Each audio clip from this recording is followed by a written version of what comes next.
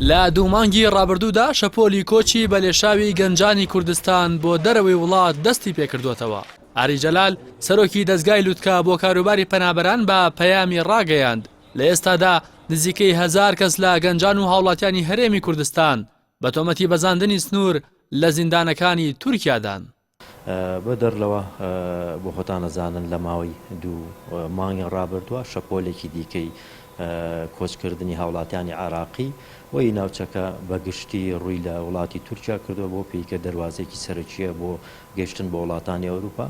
دیارە ڕێژەی پەنابەرانی عراقی لە ئێستا لە گرتوخانەکانی تورکیا زیاتر لە 1000 کەسە بێت. دەستگای لووتکە کاری پێویستی کردووە بۆ زۆرێک لەو گرتوخانانەی کە پەنابەرانی عراقی تا دەستگیر کراوە. بەڵێ دیارە کۆمەڵە هۆکار هەیە بۆی کە هاوڵاتیان جارێکی دیکە کۆچەکەنەوە بەرەو دەرەوەی وڵات. دیارە باشبوونی کەشوهەوە لە ئێستا و سەرماسۆڵ و بەفر و بارانی کە لە زستانە هەیە لە ئێستا نەماوە و سنوورەکان تا ڕادەیەک کراوەترن بۆ پەنابەران بۆی کە بگەن بە کەناراوەکانی تورکیا و ئیتالیا.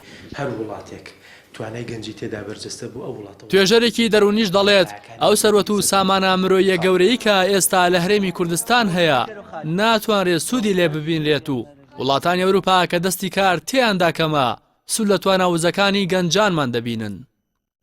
سەروەتی مرۆیی سەروەتی عەقڵی ئەوەی کە پێی دەوترێت سامانی مرۆڤایەتی گەورەترین سامانە لە ژێرخان و سەرخانی وڵات گرنگترن لە نەود لە ئاڵتون لە هەموو شتێک گرنگترە. بۆیە هەر وڵاتێک کە توانای گەنجی توانای مرۆیی تێدا بەهێز بوو دەتوانێت پایەکانی دەوڵەتی بەهێزی تێدا لەسەر دروست بکە. گرنگترین فاکتەر بریتیە لەوەی کە ناسەقامگیری سیاسیە. گەنج لەم وڵاتەدا بە شێوەیەکی گشتی لە عێراق بە شێوەیەکی گشتی لە کوردستان و بە تایبەتی لە عێراق هەست بە ئارامی ناکە. هەر خۆشی بوو عێراق بۆتە پردی گواستنەوەی کۆچبەران.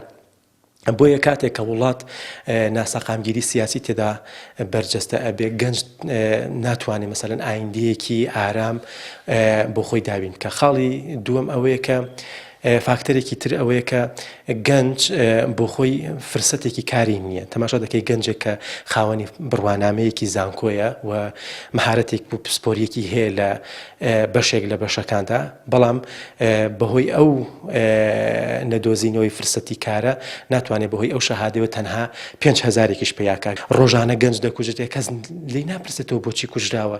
گەنج دەفڕێنرێت دەسووتێنرێ نازانم چی لێ ئەکرێت لەسەر شتێکی دیسپلین لە وڵاتەدا یاسا لە وڵاتەدا بەرقەراربوونی یاسا بەسەر هەموو توێژەکانی کۆمەڵگادا وەکو یەک نییە. بەپێیەوە ئامارانەی دەست بەیام کەوتووە لە ئێستادا زیاتر لە 20,000 هاوڵاتی هەرێم بەڕسمی داوای مافی نیشتەجێبوونیان لە وڵاتانی ڕۆژئاوا کردووە. هەروەها نزیکەی 15,000 تا 20,000 هاوڵاتیش لە دوورگەکانی بەڵقان و یۆنان و کەمپەکاندا ژیان بەسەر دەبەن و لە چاوەڕوانی گەشتنن بە وڵاتانی ئەوروپا. هەروەها لە سەرەتای ئەم ساڵەوە تا ئێستا 40 هاوڵاتی کۆچبەری هەرێم گیانیان لەدەست داوە کە 21یان تەرمەکانیان گەڕاوەتەوە و 19شیان بێسەر و شوێنن. نالەباری دۆخی ژیان و قەیرانی دارایی و نەبوونی هەلی کار و قۆرخکاری و دەسوەردانی هێزە ئەمنیە فەرمی و نافەرمیەکان لە ژیانی تایبەتی گەنجان و بەردەوامی پرۆسەی بێسەر و شوێنکردن و دەستگیرکردنی هەڕەمەکی بە هۆکارە سەرەکیەکانی کۆچی بە لێشاوی هاوڵاتیانی هەرێم بەگشتی و گەنجان بە تایبەتی بۆ دەرەوەی وڵات دادەنرێت. ڕاستی حەمایەمین کەناڵی ئاسمانی پەیام سلێمانی.